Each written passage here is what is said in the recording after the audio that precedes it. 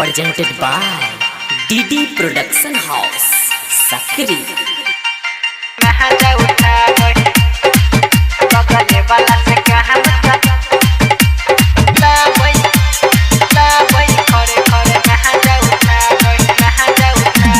ये हना बगल भैया रे कल युग छौरी सब छौरा से करबै छै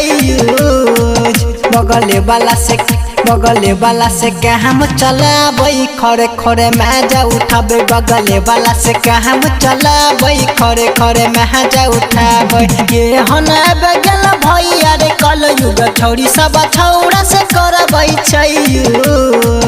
बगले वाला से काम चलाबै खरे खरे मजा उठाबै बगले वाला से काम चलाबै खरे खरे मजा उठाबै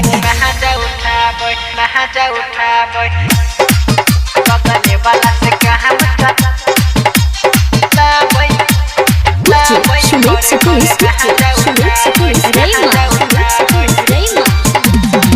दिन पर दिन रे भैया छौरी गेलै सुई खरे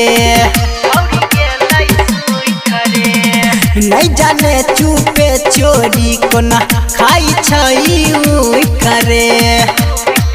केते छौरा के ई पगला बई खरे खरे महजा उठाबे बगले वाला से काम चलाबै खरे खरे महजा उठाबै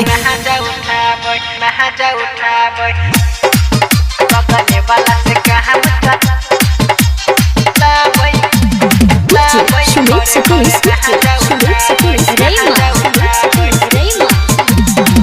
कान में फोन लगा के कहे हेलो हाय रे बूढ़ा बोझावन को से नहीं कनियला जाई रे छोड़ा